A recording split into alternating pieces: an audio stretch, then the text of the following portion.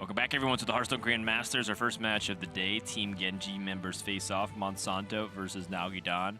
A fight for potential playoff positioning for Monsanto. If he continues to lose, will be in jeopardy of potentially falling out. But we have a lot of Hearthstone to play, and tiebreakers will end up being a difference maker, which we'll describe more in the next week of broadcast. For now, we're going to talk about the Warrior versus the Mage. Let's go ahead and feature some of the deck lists coming up here. We have Monsanto's Control Warrior.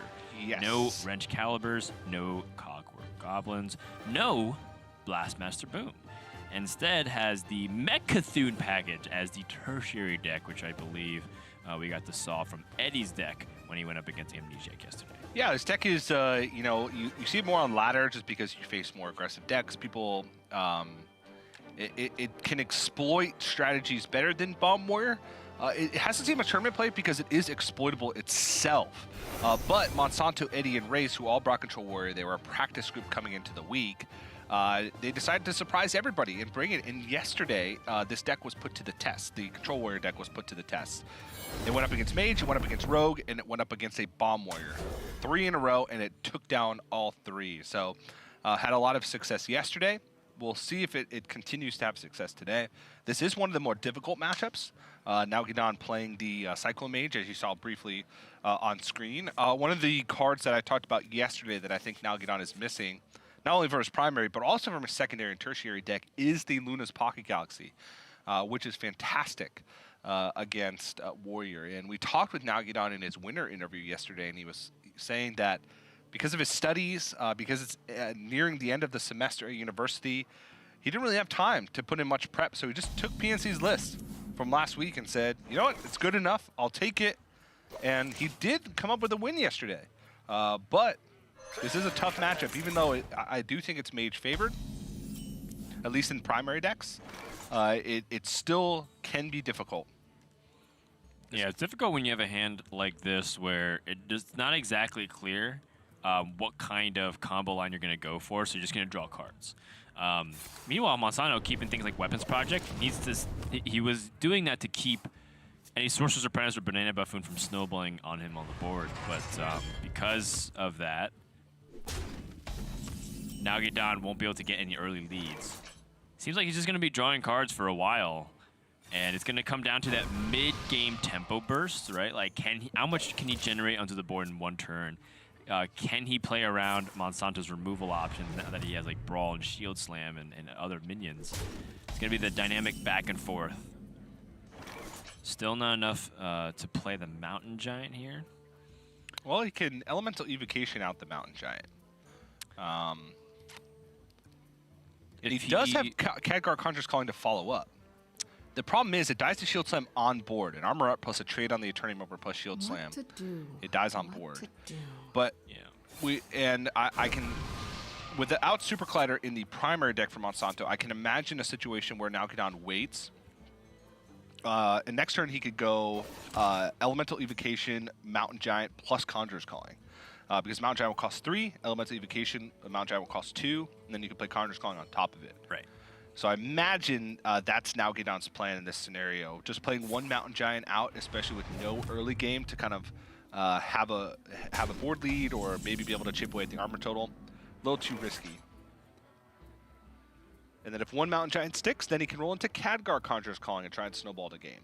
Yeah, there's no Super Collider right now that he has to be mindful of.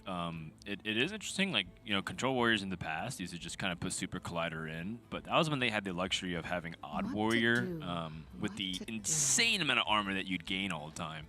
And they have since opted for other tools of destruction, such as everything that came out recently, like Omega Devastator, just being able to absolutely wreck everything. And of course, the traditional control tools like Shield Slam and Execute make their way back in.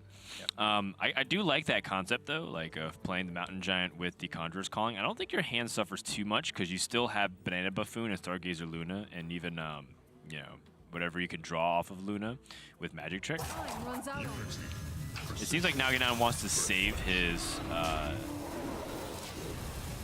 He wants to save the evocation, and given how much armor Monsanto has as well, it feels like it might play a little bit too easily into the fact that your opponent could just, shield slam and remove. But I do feel like you want to generate threats and put as much presence onto the board against Warrior as fast as you can. Yeah, it's kind of a weird balance because there's so much removal that you want to play around it. But then if you never play a minion, it gives them more time to find the removal. Right. Like, the longer the game goes, the more cards Warrior will draw and essentially line up the ideal removal against them. But the nice caveat to this is that Nalguidan has a really good turn 6 and a really good turn 7. So he can Conjur's Calling this, and if it doesn't work out, he can actually still do the Dream combo because Khadgar, Mountain Giant, and Conjur's Calling normally costs 8 at max, right? Yeah. But it can cost 7 with the Evocation. So the way I'm interpreting it is that Nalguidan was trying to go for back-to-back big tempo swings. Except it does walk into double removal here, and it walks into a Brawl. So if he chooses to go for Evocation, 2-mana Mountain Giant, Khadgar, Conjur's Calling, he's going to walk straight into that Brawl and be very sad. But it's good to force that Brawl. If your opponent doesn't have it, you essentially win the game. I don't think you can take, high 20s worth of damage this early and be able to stabilize enough to win, especially when Nalguidan does have Archmage Antonidas in his primary deck. So I think you still go for it. Yeah, absolutely. And Nalguidan, by spotting this line, has correctly identified, like, okay, instead of going for, like, the fastest thing on the board, I'm going for non-stop pressure, because he still actually has a very reasonable play by going for Banana Buffoon Twilight Drake the following turn. Yeah. Or maybe we'll even feel like, after seeing a Shield Slam and a Brawl, that Archmage Antonidas with just a single spell could be enough to try and solidify a spot in the game. I doubt it, because it's powerful later in the game, but could be a big outcome from this Brawl. If the Mountain Giant lives, then Monsanto, no armor left. Dynamatic! Oh my goodness! Yeah. Well played. And Monsanto, same situation yesterday in his win versus Mage. Again, giant board full of Mountain Giants, brawled, and his Omega Devastator lived, and it dealt 1 million damage, roughly.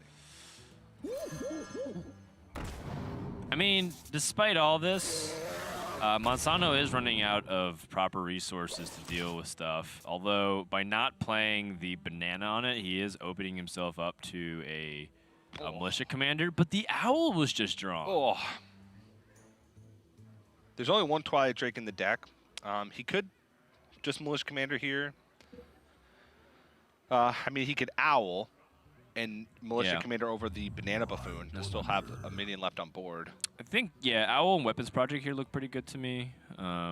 Just to snipe things down. Save your militia commander for something more impactful. Yeah.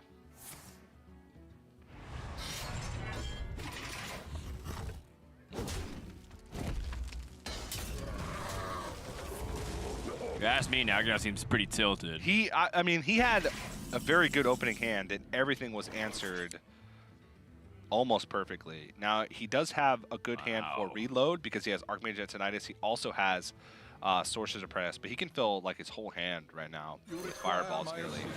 Yes. Archmage Antonidas, Sorcerer's Apprentice, just unload with these 0-mana spells. He picks up the Evocation. It's nice icing on the cake. Shooting Star is interesting. Research Project also has viability to it, but Shooting Star lets him clear off a lot of the board, so there's just less minions to threaten his minions. I would like to see bananas come down, one on the Sorcerer's Apprentice, maybe one on the Archmage as well. One on the Archmage Antonidas would play around Militia Commander. Yes. So I would like to see one on the Arcane, or the Archmage Antonidas. Yep, IC sequence, protect both of these minions from worst case scenario. And 6 fireballs in hand. How about that? Yeah, and they're all cheaper. So Monsanto would have to remove it. Does not have access to a Mega Devastator either. Can triple Warpath and Militia Commander with the coin utilized. So that's actually a really clean way to deal with the board. Yes, I like that. And you ride into your Omega Devastator turn.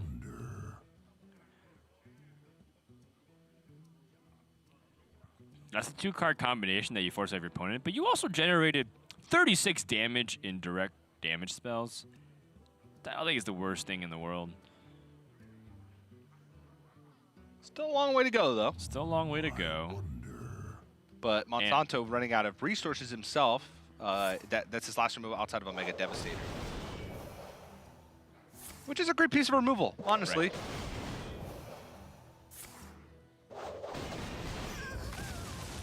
Nalguidan just can't stick anything to this board. Yes, Control Warrior stopping everything. Saving the coin ended up helping, and despite him holding it onto turn 9. Mana Cyclone and Stargazer Luna are the only minions on board. Definitely wants to swing face here. Wonder if he just should toss fireballs to get them out of the hand. Yeah, I mean, maybe even a Mana Cyclone to go for reload, but honestly at this point I think you want to wait for, say, Sorcerer's Apprentice, Elemental Evocation, maybe get a little more out of it. Oh my goodness, just more damage. See his eyes light up at this point. So that's 34 damage over 3 turns. Right. Second Warpath being drawn. That's a big pickup here from Monsanto.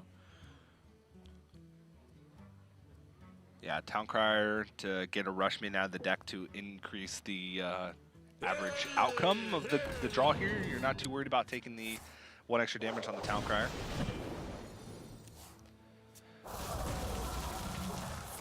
Monsanto gonna armor up. He's got Dr. Boom Mad Genius that offsets some of that burn damage. Yeah, it's crazy to think that 6 Fireballs and a Pyroblast is not enough to get there. Right now, Monsanto has the armor gain to get out of range.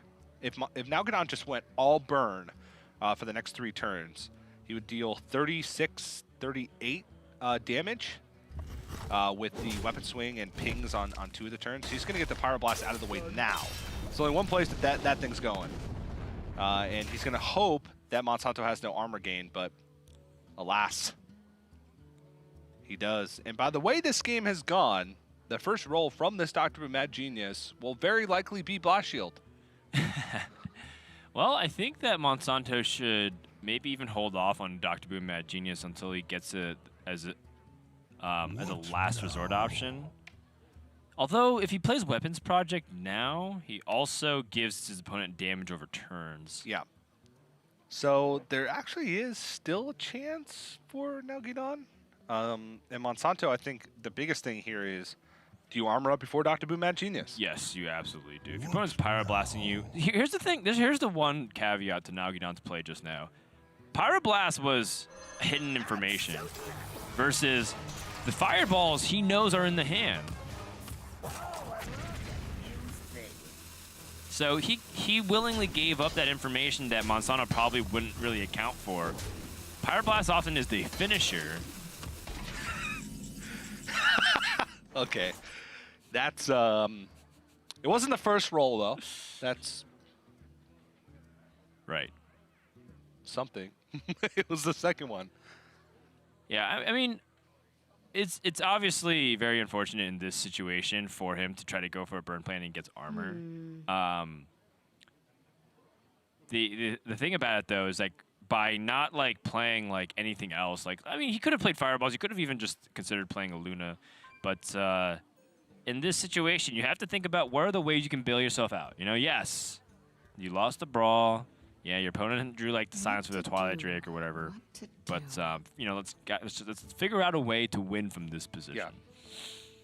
And with Mana Cyclone and Arcane Explosion and Mirror Image, you still can generate more spells. So, gotta think about the ways you can get yourself out of here.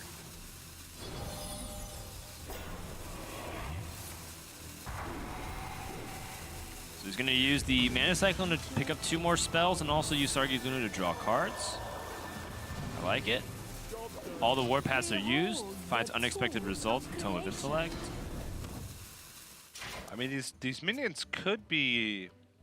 If he can get damage in with these minions, that could offset the amount of damage that he's missing from these fireballs. Yeah, the only thing is that he just picked up Shield Block. Yeah. And so Dynamatic clears off everything.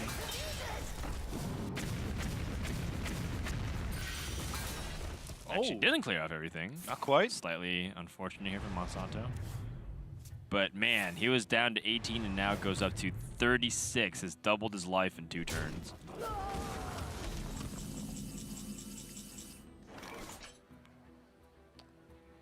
Turn after he plays Mana Cyclone. Picks up Sorcerer's Apprentice. Right, and that's another debatable thing too, in the sense that you could always argue like maybe you need to go off for another, like you need to wait and be more patient and go off the following turn. Yeah. That's what makes it really difficult to play this deck in certain scenarios, right? Like a lot of people will say like, oh, Cyclone Mage might feel fairly straightforward, just Conjure's Calling your good stuff. But what makes the deck tricky is when things don't go really well, and you have to find a way to pull yourself out, because if you're not really well versed in how the deck can make those comebacks, you're oftentimes just stuck with awkward hands like this. Yeah. Armorsmith and Hyena. That's interesting. That's particularly interesting because of the dynamic of Splitting Image and like how Monsanto might want to go about this as well.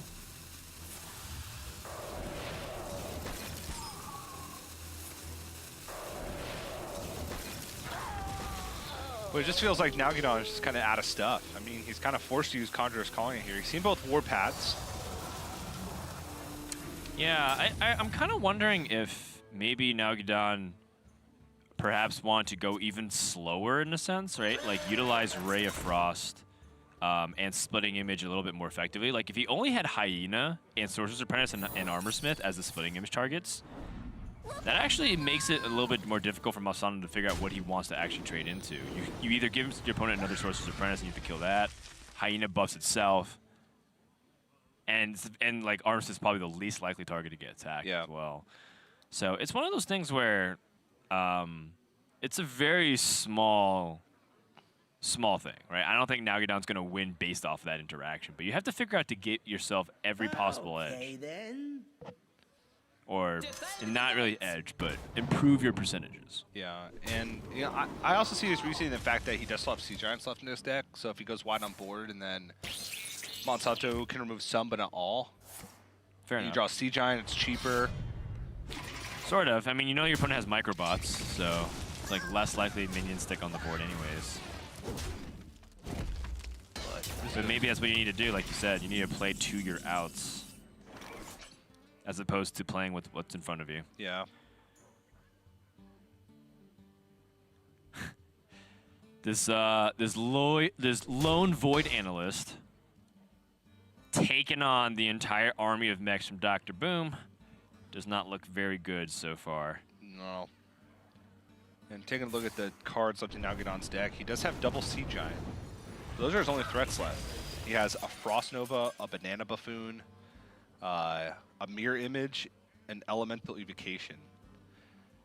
Not the greatest tools to try and win a game that's this deep, where the warrior has 40 life. Even with all this burn in hand, that's 24 from Fireballs, 30 with the Weapons Project swing if he pings over 3 turns and Frostbolts. 36?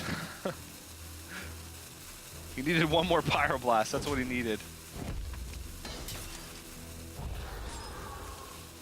And he needs to hope that these minions stick, trying to find the best way possible.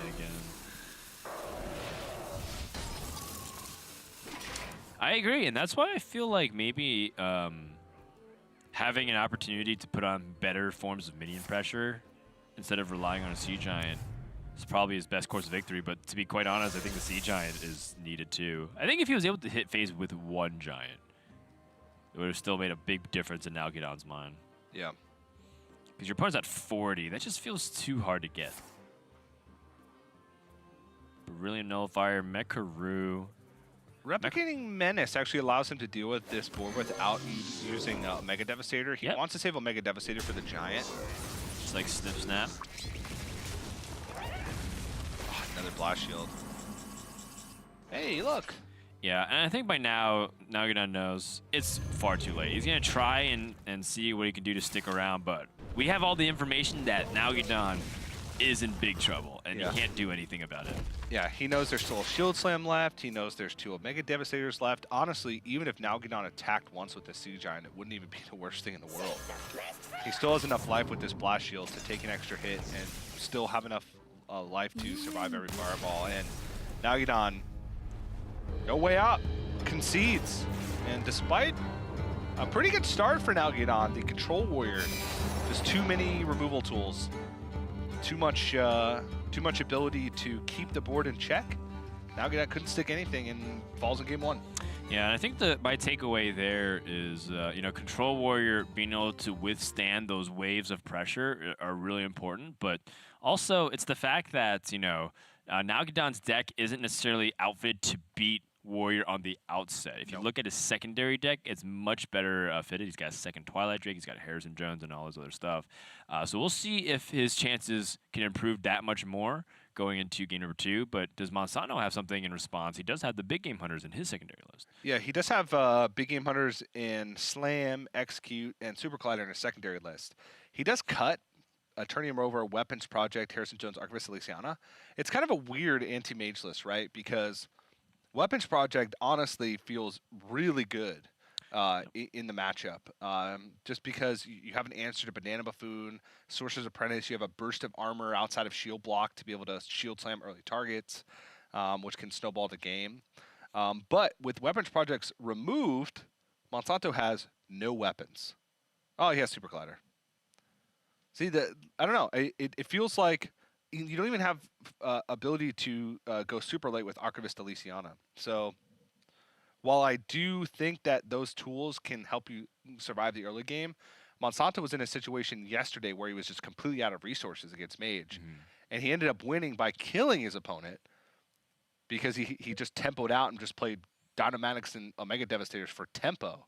But it was on a nice edge, and if he had lost the brawl with his Omega Devastator, that's 12 less damage he has over the course of the game. He loses that almost every time. So it does improve slightly, but I think the improvements to Nalguidan's deck gives him more of an edge than the improvements to Monsanto's deck. All right, well, we're going to take a break for game number 2. And when we come back, we're going to see if Nalguidan can turn the series around up against Monsanto, who's leading the division.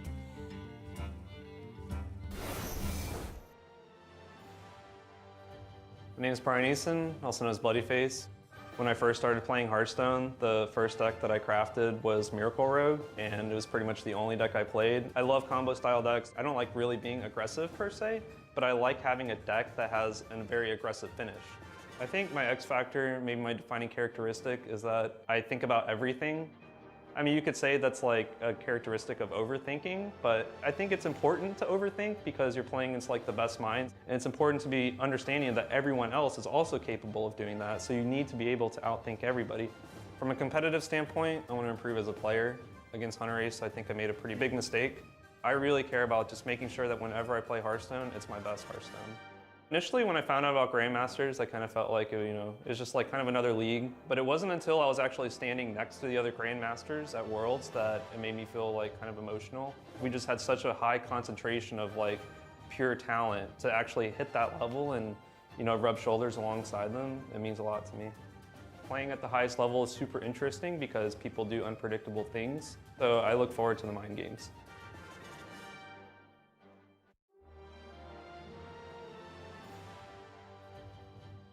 My name is Patrick Cadness, and my Battle.net tag is Patra. Being in Grandmasters means a whole lot to me, and I feel like I've realized it more now actually being here and seeing everything that's happened. I'm looking forward to, of course, facing all the players because I feel like it's a good experience for me to grow as a player. I do think that, yeah, I'm one of the weakest players in this tournament. I would say I'm an underdog. I just want to represent my country very well, and I want to represent, anybody else basically supporting me. I just hope I do a good job. I have goals for different things. I have goals for my social media, trying to get this amount of followers by the end of the year. And for Hearthstone, I'd love to not be last in GMs. I want to stick around as long as I can. I just want to show everybody that I love the game so much, and I hope that the audience is happy with all the players that Blizzard has selected, and I hope they enjoy the show.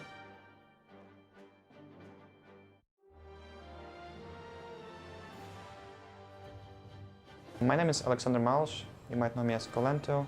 My username Colento is kind of random. I just took it from the MMORPG I was playing. It was the name of one of my characters.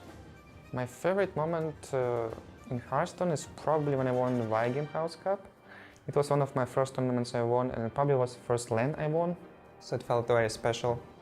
So as for Grandmasters in general, I really like to play against people I know personally and I met before. I have respect for them. I think competing will be fun. Being in Grandmasters is a big honor. It's just a proof that I'm a part of best players in Hearthstone. It's not like I need it so much, I just know it myself, but it still feels kind of nice. I'll just perform well at Grandmaster League. I'll try to keep streaming, and I just want to spend the rest of my time having as much fun as I'm having doing my hobby.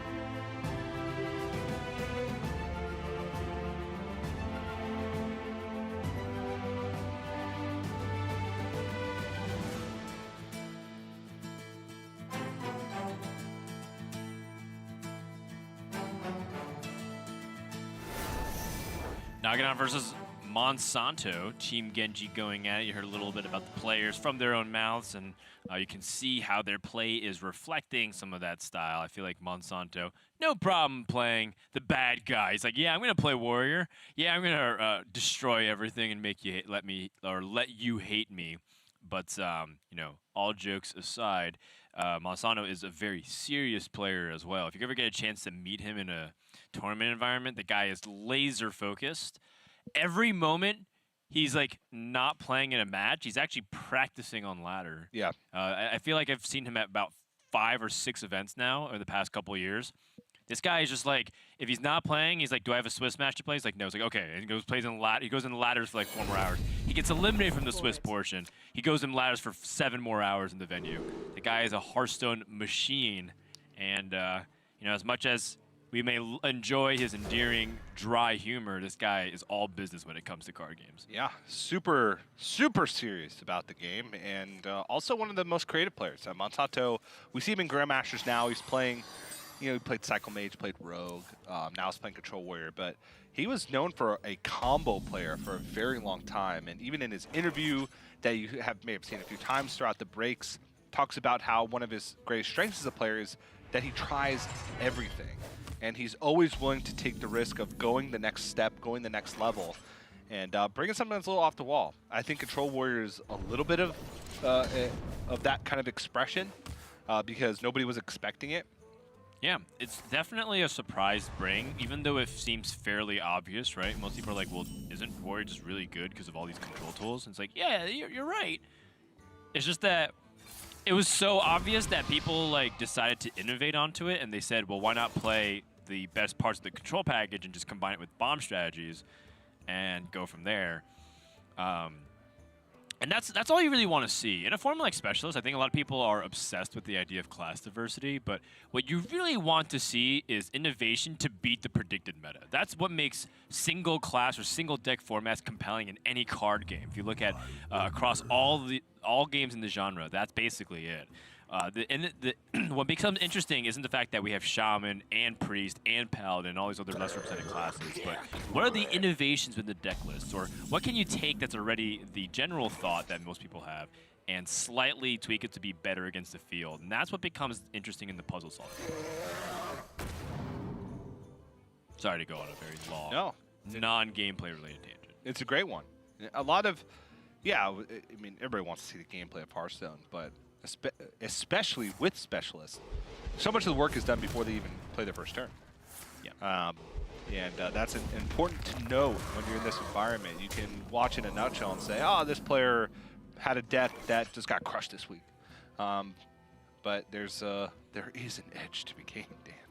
I firmly believe so. I know that players have largely said that best of 3 isn't a great feeling, but when they say that they don't have an edge to be gained, I don't really believe in that concept. I do think that there is a lot of merit, though, when they say, oh, like, I don't necessarily... I just wish there was more games to play so that they could reduce the variance. Totally understood. But single deck specialist format has been probably the most effective way to do best of 3 in Hearthstone ever since. Yep. I mean, I remember the days we did best of 3 last year standing. And those were some dark times, TJ. Yeah, that was not a great era. But meanwhile, in the game, Monsanto able to stifle some early threats, but a lot of resources used. He used a Mega Assembly for 1 card to get Nightmare Amalgam on board to be able to fight. Used Dynamatic and Shield Slam to deal with Cairn. And Slam and Execute to deal with that first Twilight Drake. Starting to run out of stuff. I know it might seem kind of wasteful for Monsanto's side, but he doesn't have the luxury of waiting for bombs. This is something that we've seen a lot of Warriors do. When they shuffle the bombs early, the longer the game goes, they have like this inevitability on their side. With Control Warrior, you really don't. You just have to remove all of their threats. And Nalguidan just jammed his deck full of more threats, and you jammed your deck full of more removal. And the only way that you can lose the game is if you let them snowball that advantage. I do think that the one caveat is if he probably didn't have to use the Shield Slam in that position, given that he already had Shield Block in the hand. So if the Bane was played, he could have, or Bane survived, he could have Shield Block and Shield Slam. But he also recognizes the threat of Conjure's Calling on just some of these 4-drops to grab early game board. Speaking of summoning, this is a Felor Betrug, or Betrug? Betrug. I believe it's Betrug. Gotcha. All right, well, I'd look to you, TJ, for Warcraft lore knowledge. Let me take a look Maybe it's be true, but the G is silent. Either way, it summons a copy of a minion that has Rush, but it dies at the end of the turn. That still might be really good if he picks up, say, Sorcerer's Apprentice, and then just, like, gets a free Sorcerer's Apprentice for the turn. Or if he gets a Stargaze Luna and can just keep filling up his hand. Those are just, like, fun little things that you can have with Fellord. Be true. Dan, my lore knowledge is failing me. I can't for the life of me think where Fellord Be True to yourself and others is from. Like, which raid or encounter he's from. He might be unique, but I know that someone's going to tweet at me and be like, nah, he's from Vanilla Dex Reds. I don't know. I like this Super Collider attack as well. Stops the 7-drop from getting Conjurer's Calling, so at best they can do it on Twilight Drake. And no minion was drawn anyway, so the Fell Lord Bitois did not get to go off. He's a cultured demon. Yes, it's for all the French viewers that stuck around to watch Hearthstone Grandmasters. A little shout out to them. I do say that if there's a third language I would learn, it'd probably actually be French, because I just think the language is beautiful. I've tried it, it's difficult. I mean, it just sounds so elegant and hilarious when they're mad. Oh, yeah. Conjurer's Calling, just to get it. Wow, that was just some good board. Although, okay, so Storm Chaser's not great. Storm Chaser's not great. Yeah, Storm Chaser's not great, but Henge Clan Shade Quill, which is a 4-mana 4/7 that restores 5 health to the enemy hero upon death rattle, is great because you get the good statistics. Now Nalguidan, if he goes through the Elemental Evocation mana cycle, he actually still keeps a full hand. Yeah, I think you just throw away the... Oh. I mean, would you rather have a random spell or a card from your deck? 100% a card from my deck. Yeah, I think so too. Given that Cone of Cold isn't exactly a card that you want against Warrior. Wait, let me rephrase that. 1,000,000% a card from my deck. What if he overdraws Archmage Chance tonight? What about 1,000,000,000%? I could see that. What about 1,000,000,000,000%, TJ? That's a possibility. What about 1 infinity % times Googleplex. I could see that. So you're saying there's a chance. This would be a good time for All right, well, Monsanto does have the Security Rover as his only minion that he can play. He looks like he's going to favor Brawl in this spot, which is fairly liberal use, but understandable given that he doesn't want these minions to survive. Harrison Jones. It's the strongest attack that on the board, so good outcome there for Nalguidan. Now has the opportunity to Mountain Giant and Conjurer's Calling. He's seen Super Collider. He's seen Brawl. He's seen the individual removals of Shield Slams. And even in one Execute. What to do? So there's not many ways for this Mountain Giant to be dealt with easily. And Nalguidan's been very conservative, right? He's been trying to hold on to this Mountain Giant for a while, so his patience, I think, is going to be paid off.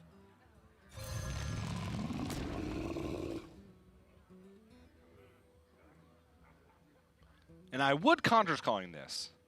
He could go for Arcane Intellect first, see what happens. But I think Conjurer's Calling is coming out. Time runs out on me. I still think Conjurer's Calling is coming out. Yes. Yes, I think you pick up the Khadgar and you look and your eyes light up with the possibilities, but take the tempo now. Second Super Collider. So the second Super Collider is interesting because of the positioning.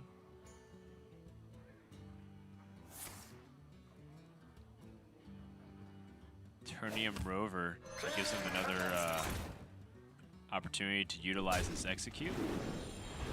Big Game Hunter for the Mount Giant. I've got the beast in my sight.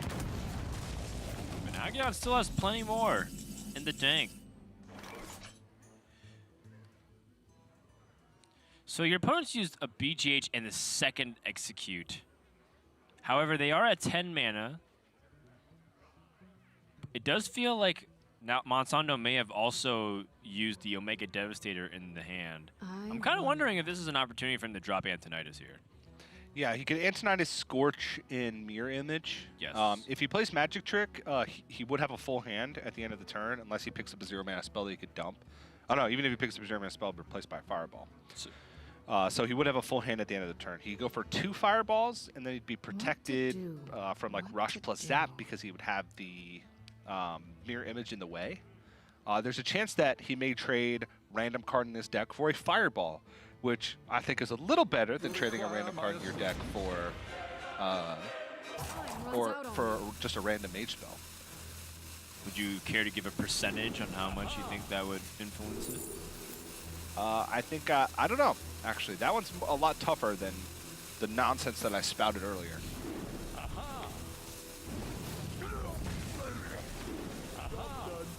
3 Fireballs, 10 damage on the board. This is a 2-turn lethal setup here for Nalguidan. Monsanto, of course, has Brawl as his main removal tool. Oh, interesting. Mega Devastator. But it's not enough. Yeah, he needs to get this 5 damage off the board from the Harrison Jones. So you can maybe even Brawl, and then if one of the minions survive that have damage, you can Omega Devastator. If not, then you can just Shield Block plus Zap Cannon. Though, that's your last Brawl. And that's a big deal. Ziliax. Okay, so now Monsanto has the opportunity to utilize Ziliax as a way to regain that health.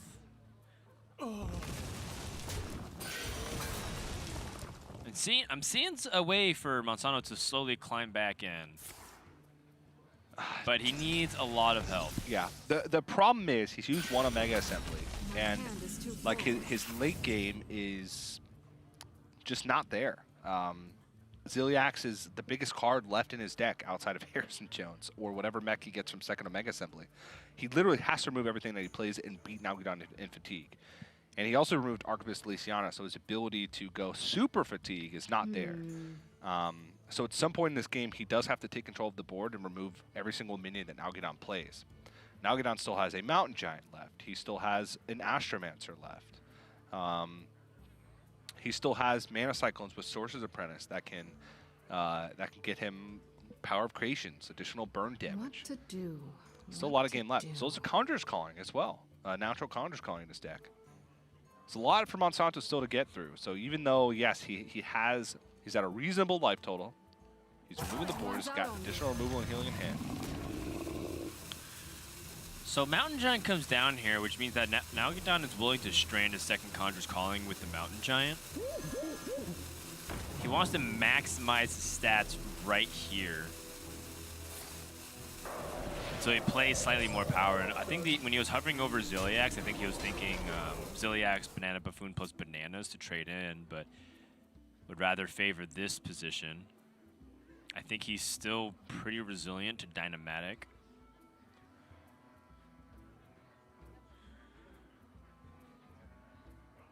Good positioning against Super Collider as well. This would be a good time for a master plan.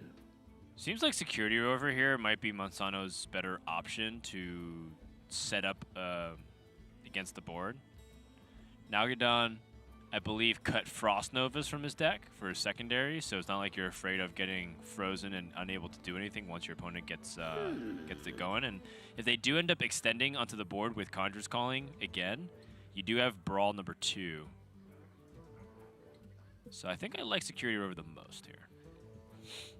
Yeah, if you play Ziliax and Militia Commander and remove the Mountain Giant, you're getting rid of the opportunity to Ziliax onto a bigger mech to get additional healing. You also forego Blast Shield for maximum healing gained. Yeah, the Blast Shield here is important. It sort of offsets the Mountain Giant damage effectively.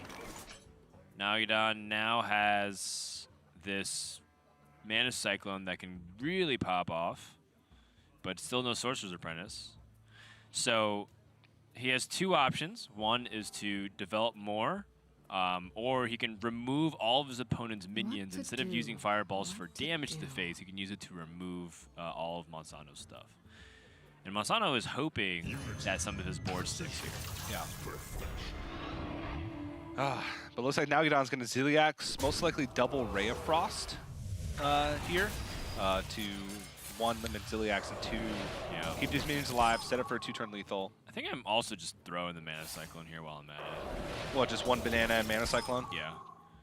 Because it might because at this point you're in the position where you just want to generate threats, and Mana Cyclone gives you the ability to maybe just pick up more direct burn damage. Yeah. And this Mana Cyclone probably comes down in between the Mountain Giant plus Harrison Jones? Yes. You definitely want to place it between for the positioning of Super Collider. Nicely done by Nalguidan. Ooh. Picks up two pretty decent cards with Power of Creation. And Astral Rift, which we established yesterday, is the best card in Hearthstone. It is. Yeah. Best card in Hearthstone, but middle of the road for Mage. Well, that just even makes sense. That's how good Mage cards are. Well, Brawl's coming out, and Monsanto needs none of his opponent's big minions to survive. Instead, he does have Ziliax live, which is okay since he can take it out right now. His question is, do I use Ziliax now for the life, or do I save it for potential mech combination and use Militia Commander in this position instead? Militia Commander has higher damage onto the board because it can attack for 5, obviously, compared to 3. It's also more mana efficient.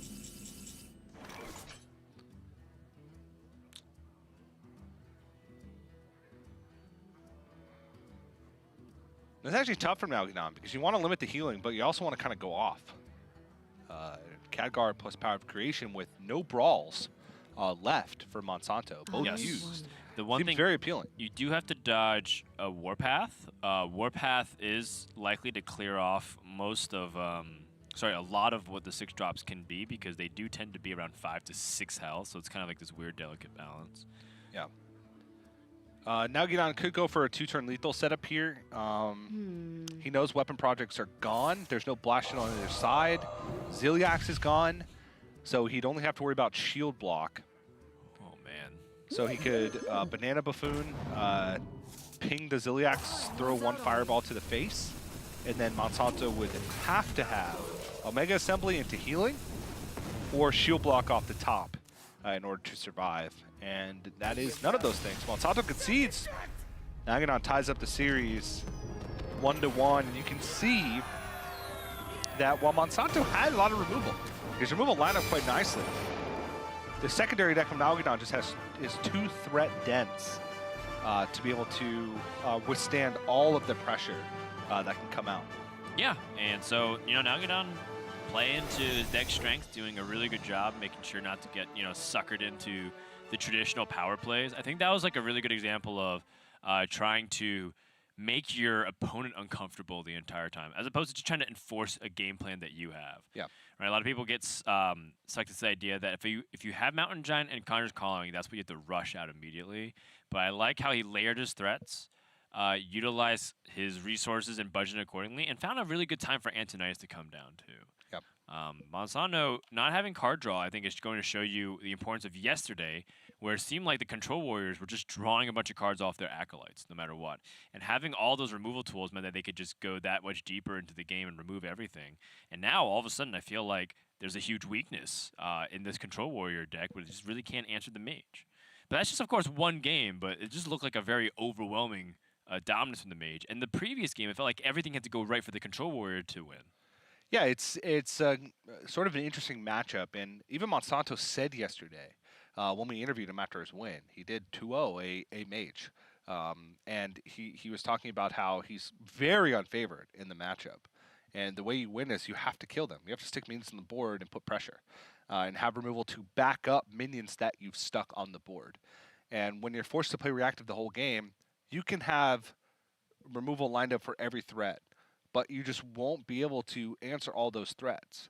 Like if you count just how much potential Nalguidan has in the deck, even if you count all the removal of Monsanto's, it doesn't line up unless the Mage all-ins too hard and plays like 2 Mountain Giants from hand, Conjur's Calling them all, and then gets sprawled, or something crazy like that. So you have to have something extra, a little bit extra. Maybe that's card draw, maybe that's mulliganing for early minions that you follow up with removal. It's hard to replicate the success that Monsanto had yesterday. But we'll see. Yeah, let's go into game number 3. Winner takes all in this best of 3. And Nalguidan already kind of weighing what he wants to do and keep in his opening hand. Monsanto has the most important card, in my opinion, which is Dr. Boom Mad Genius. Nalguidan keeping the Banana Buffoon so he can keep his hand count or hand size high if he does pick up the Mountain Giant or the Twilight Drake. I do feel like that is like an okay keep, but I always feel like that's a combination keep, that you tend to keep Banana Buffoon if you have some of those other threats. If you have like Sorcerer's Apprentice, Banana Buffoon's fantastic. Yeah, or if you have the Mountain Giant that you're trying to discount. Yeah. Like keeping it just by itself with the Arcane Intellect, I can see it. It's just not something that I was thinking about immediately. I kind of wonder what the data says. I'll be right back. All right, see you, Dan.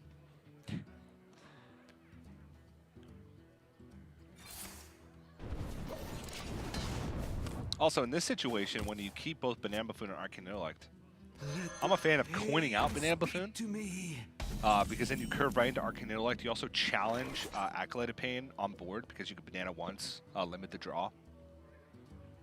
It also is kind of threatening from the Warriors' perspective because they know you have bananas to buff it up.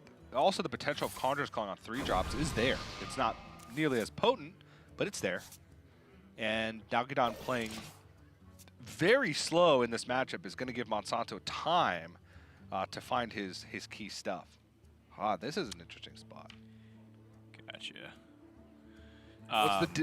Dan, what does the data say? So the data says that it's one of the top 5 win rate cards when kept in your opening hand off the mulligan. What about with coin? Does it change things? It definitely should. One second. I'm using, shout out to HS Replay people, that's what I'm using. Yes, it does improve it slightly. It actually makes it better than Arcane Intellect as a key, which is interesting to me. But yeah, just all food for thought. And this is, of course, the most popular deck list. It's not actually reflected. This is not the deck list that has, you know, Cairn and Astromancer. I'm just using a generic Cyclone Mage deck list. And also, if it makes you feel, any differently, then it's a rank 25 to legend stats. This play has left me thoroughly confused. The banana buff. Sorry, I was so preoccupied by the data there. Is it the banana buffoon 1 banana play? Yeah. Now, I mentioned earlier that I like coin Banana Buffoon into Arcane Intellect because it gives you options. It gives you something to do on the board. You have something that you can put bananas on, start trading it into stuff. You have a Conjurer's Calling target. It unlocks your hand for a lot of different things. And he essentially wasted Banana Buffoon because he didn't utilize any of the bananas. Essentially, he played one, but it was just to empty it out of his hand. It had no effect because it dies to Dynamatic anyway. No effect because it would have died to Militia Commander anyway. So now he has to play Ziliax just on the board. And Monsanto's the one with initiative, which is never the situation you want to be in as the mage. If you're fighting from behind, it forces you into these plays that are usually suboptimal, as seen by Nalguidan's last 2 plays. And it forces you to kind of have to take risks at certain points in the game instead of doing what Nalguidan did last game, where he spaced out his threats really well. He was the one with the initiative. He forced removal out, then played his big stuff like Antonidas at the right time. This game, he does not have the luxury to be able to do that. Yeah. Yeah, I can totally see that. I think everything is still okay, though. No, Dan, it's not. Nothing's okay. For now. Well, hold on. Let's see what comes out of this Astromancer. I believe it's an 8-mana minion that comes out. Nothing's going to come out. Oh! Ooh. It's Fel Lord Be True. Fellow Betois. Fel Lord Bet Rug. Fel Lord Bedbug. The most fearsome of all Fel Lords. He comes striking at the night by making you itchy. I think I want to take down this Acolyte of Pain. I think Control Warrior with draw is really scary. I totally recognize the value of reducing your opponent's armor or even removing mechs on the board. But card draw is more important than the perceived threat of shields. Oh, man. But you know what? I think he's also considering, like, he's already played Dynamatic. And if he plays things like... if he plays things like Warpath, he's not clearing off this this Fel Lord. But Super Glider Does end up cleaning up both of those too. That's another punish that, you know, it's hard to always account for, but it is something that is a very real threat in the back of your mind. You're so worried about all the traditional removal, and then Super Glider comes out. So no Conjurer's Calling. That's actually something that I'd probably consider for Nalguidan. Like, does he want to go to Sorcerer's Apprentice Mana Cyclone now with this double magic trick so he can try to get Conjurer's Calling and then go into turn 8 with the Mountain Giant Khadgar Conjurer's Calling? I kind of like that. I mean, it's really the only play that he can do right now. He could try and set a Mountain Giant in advance with like a mirror image.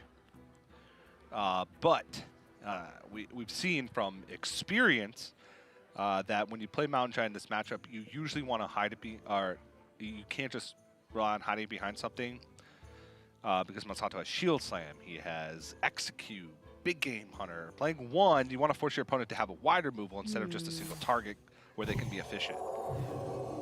Yeah, I understand the feeling like he wants to ping.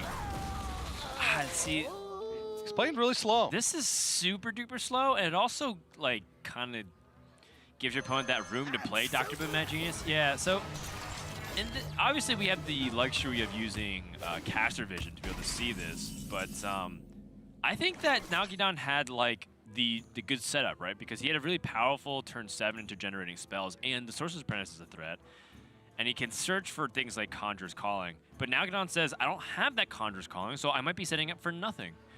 And I totally understand that it's not guaranteed, but you know, it seems like the Control Warrior is doing much better at this point of the game than it was in the previous.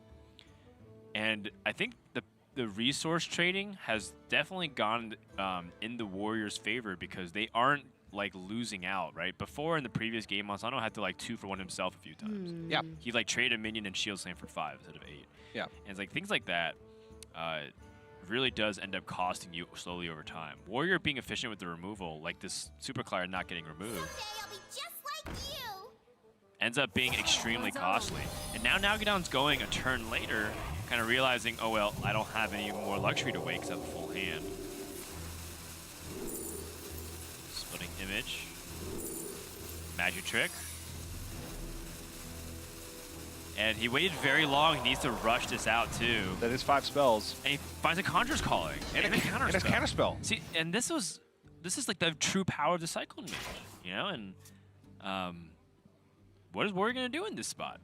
Those are some fantastic pickups. Also, partially why I wanted to go a turn earlier. Yeah, if he goes a turn earlier, then Monsanto may not have the luxury of being able to play Dr. Boom. Then he picks up this hand last turn, right?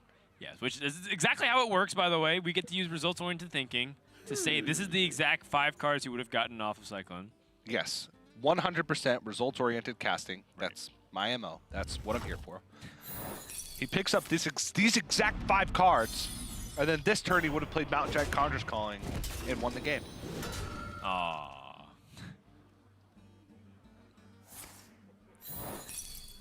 right, so Monsanto diffuses both secrets. But now the hard part. What do you do now? Do you do anything? By hero powering, you actually increase the board space for Nalguidan to do other stuff. Oh, I love that fuse thing. Oh, I'm actually semi-wondering if there's a real case for Monsanto to not do anything and just pass. I think it's end up being, he probably ends up thinking, I have too many cards in the hand. Getting Militia Commander out to fight is okay. Yeah. But incidentally creates board space for Nalguidan to just do crazy stuff. Yep. Aha. Spellbender. Ooh, Mirror Spellbender Image. is pretty decent. Yes. It's decent, but the reason why it's not amazing is because you're going up on turn 10, so they have access to a Mega Devastator now. Yeah, I mean, he could just Shooting Star and then Conjurer's Calling this Archmage Antonius. I like Frostbolts. Okay. I like the Frostbolt because I think it just generates more damage and converts all your Frostbolts into more damage. Yep. And then, you know, you still get to threaten your opponent. This is actually a 2-turn lethal threat, and then you get to still keep the Conjurer's Calling. Yeah. It's good. And it looks like the slow play is working out for Nalguidan. Yeah. No, it ended up panning out really well. The only slight criticism I had is he could have just gone a turn earlier. Yeah. That's all. But he still has the right idea. Yeah. And I don't even think it's that big of a deal, to be honest, because the matchup is slow enough. It's not like Bomb Warrior where you don't get the luxury to wait sometimes. You're like, oh, you have time in Control Warrior. Yeah, yeah. The longer you wait against Bomb Warrior, it's like, okay, well, you're just playing into their win condition. Yeah. So Monsanto now understands 24 damage exists in the hand. He needs to find a way to swing with Ziliax. Gets 2 Omega Devastators. Wow. Also has Vicious Scrap Hound Ziliax combo. Oh, yes. Which is quite potent. Even that Faithful Lumi just allows him to clear up the board a little bit, which is kind of nice. This would be a good time for a master. Yeah, you know your opponent has Fireball, so the Vicious Scrap Hound Ziliax Dream to double dip is very unlikely. So you might want to throw in the Vicious Scrap Hound now with the Faithful Lumi. I kind of like that, because Vicious Scrap Hound attacks the 0-1, it gains 3 life, and then you force your opponent to Fireball in. Oh, yeah, that's a great point. Yeah, Vicious Scrap Hound isn't Eternium Rover. Eternium Rover is whenever it receives damage. Vicious Scrap Hound is whenever it deals damage. Okay. He wants to save it for the Ziliax. Totally understandable. That makes sense, because then it still forces the Fireball. Yeah, of course. Oof. Oof. Yeah. It stinks. The only way for Nalguidan to prevent that would have been to not play Magic Trick last turn. But like we talked about in the previous matchup, a guaranteed Fireball sometimes is better than a random card in your deck. Just Conjurer's Calling is one of the highest value. Yeah. Fireball in the hand is worth a Twin Spell in the bush. We must band together. Just like Grandpa used to say.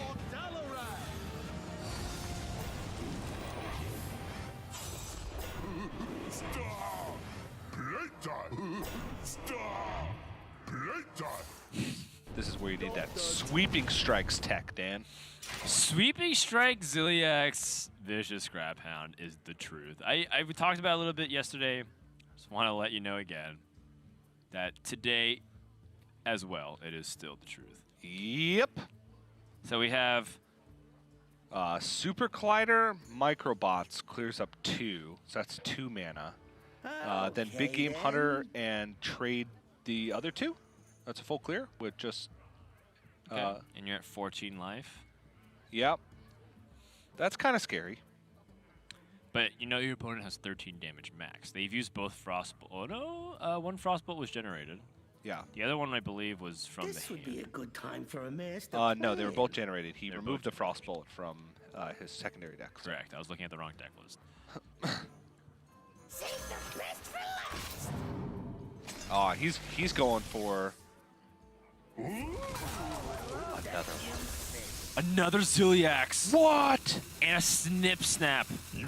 TJ, that is big.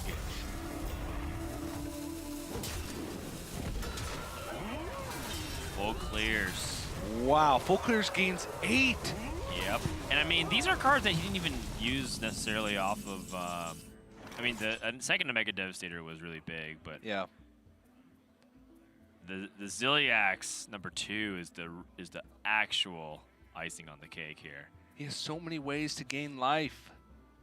So now Nalguidan's like, well, I could Fireball and Fireball his What opponent to down to do? 16, What but it to doesn't do? guarantee him a 2-turn lethal setup. Freeze it instead, maybe? I'd freeze both minions and Fireball twice to the face. Yeah. Oh wow, that's actually that is a 2-turn lethal setup. Yeah, and I feel like we've seen not enough players set up for these Fireball lethals over the course of America's Grandmasters. Nalguidan has done it now twice, which I think is just great recognition that you're not going to be able to fight honestly for the board. As soon as you Fireball a minion in this matchup, you're done so. Is that a shield block? Nope, it's a Dynamatic. Oh, he can pull things out! Oh, I can pull things out at Ziliax! Hecklebot! Oh my gosh! And those were Omega Assembly! What? What a combo. I was not thinking about Hecklebot to pull. Oh my goodness. That is brutal. Oh, and Nalguidan is so upset. Glasses off, hand on the head. And it's so hard to think clearly in a position like this. That was just good recognition. A nice setup from Nalguidan. He only gets punished by the one shield block that's left in the deck from his perspective. Can't trade any Vicious Scrap Hound, can't trade in Ziliax. There's no blast shield on the other side. It was just the second shield block. From his perspective, he had a 11 in 12 chance to win the game.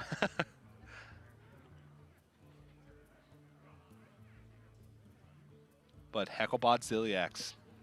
Yeah.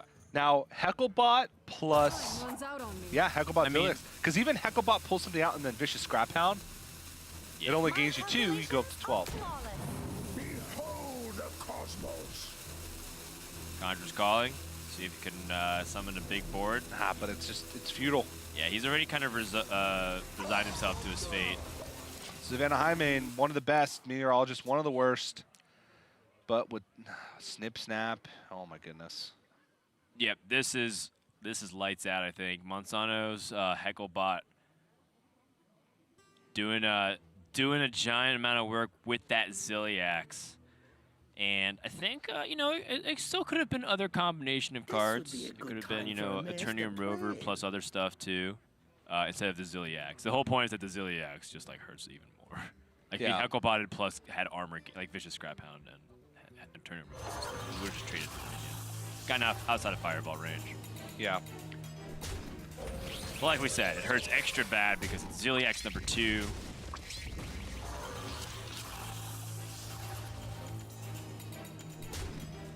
I remember when Control Warriors were playing Hecklebots in all their deck lists.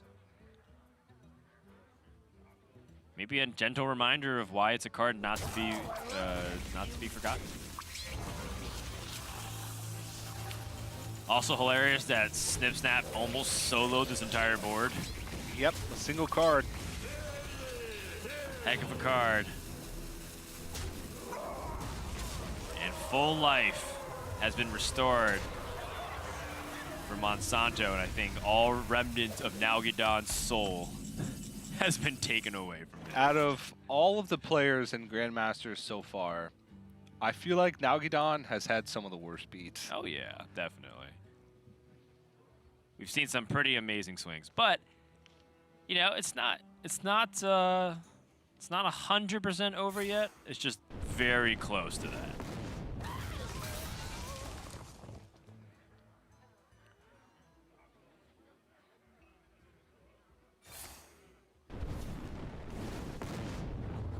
Looking for a Frostbolt, Ray of Frost.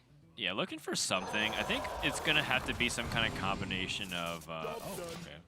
It's gonna have to be some combination of power of creations and whatnot. But that's the second Mana Cyclone. He's gonna use both Astromancers, his Antonidas, his Mountain Giant. He has one Mountain Giant left in the deck. Burned his second Conjurer's Calling, I believe. Yes. Has. Oh no, it was his first copy because he generated this Conjurer's Calling off of the Mana Cyclone. Oh, you're right. So he has one Conjurer's Calling left in the deck, 2 Twilight Drakes, 1 Mountain Giant. Yeah, I mean, that's actually an interesting question to evaluate. Remember how we're talking about Nalguidan could have maybe gone a turn earlier? Maybe if he would have had this set up one turn sooner. And I mean, obviously that's hindsight, and we don't know. And maybe Monsanto was fine the entire time, and that Hecklebot Zodiac swing was just like the nuts. But it's definitely worth thinking about. Yeah. Okay. If you're Nalguidan, you got a Blast Wave in your hand. I think that's what he's looking for right now. Desperate to find some semblance. All right. Astral Rift. If he Astral Rifts and then picks up Elysiana, maybe you got something going there. I don't know. Well, he does have the best minion out of all the cards in hand. In fact, him playing the Blast Wave before the Micropods is also like a slightly unfortunate scenario. He wanted to avoid taking damage, but had he saved Blast Wave, he'd be in like a much better spot with that too. Yeah. Things are just like not lining up the way he would want it to. And I think Nalguidan's just almost playing things out as a formality. Sees the Iron Beak Owl, knows that that was probably the case. Shield Slam to clear. Monsanto cruising to a victory, and that's gonna do it. 9-3. Monsanto is making a case to firmly stamp himself into first place in the series. Yeah, and taking a 2-0 week with Control Warrior against Cycle Mage both times. Yes. Now, to be fair, he had to have gotten very fortunate to win, but at the same time, if you look at it, Cyclone Mage on paper struggles a lot more against Control Warrior than it does against Bomb Warrior. Almost, it's very dramatic. It's like it's slightly favored versus Bomb Warrior, and then it's like heavily unfavored versus Control Warrior, according to the initial stats. Yeah. I'm sure it's not nearly as swingy. I still think like if I had to give Nalguidan with secondary versus Monsanto secondary, I'd give Nalguidan like 60-65% over this Control Warrior list. You sure? Yeah, I am. Okay. And I think that Monsanto would agree with me. We can ask him that question, secondary versus secondary, who does he think is favored? But I can imagine he shares a similar sentiment. Yeah, I mean, there's a lot of meat to those bones when you add like Astromancer. Speaking my language now, Dan. There's a lot of saturated and trans fat. Oh, I'd lick that bone clean. All right, we're gonna see if we can get an interview, a winner's interview with Monsanto in just a second here and pick his brain. But I do think that Super Colliders and Big Game Hunters help you check like half of Mage's deck list. Yeah. Which is why I personally feel like the Warrior's pretty good against the Mage, but maybe I'm wrong, and I'm willing to be corrected here. All right, I correct you. All right. I don't know. It's a tough because it's one of those things that data says differently than pro player sentiment, which happens a lot. I'm pretty sure it just happens every time.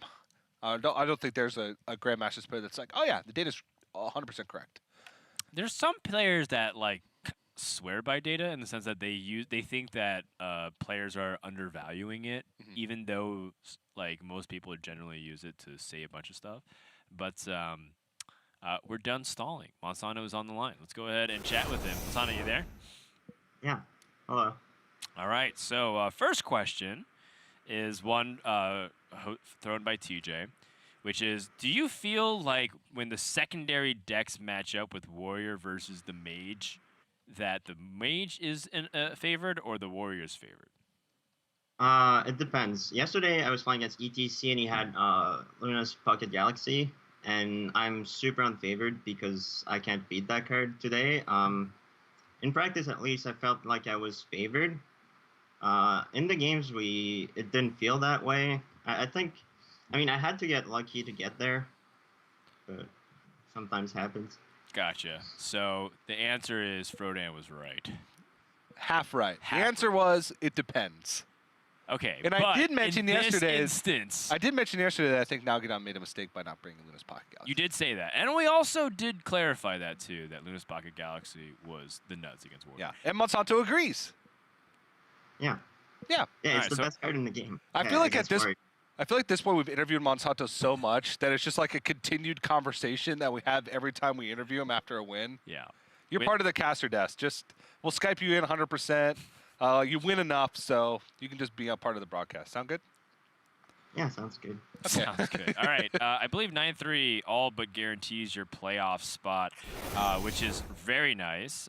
Dog and Race are 8-3 and 7-4, but I don't believe. I think that maybe there's some way that Purple can catch, but either way, it's come down to the 3 other players in the region. If you were to speculate between Dog Race and Purple, who do you think are the 2 players joining you in playoffs, Monsanto? I'm gonna be super bold and say Dog and Race because they're ahead. Yeah. Wait, was that the question?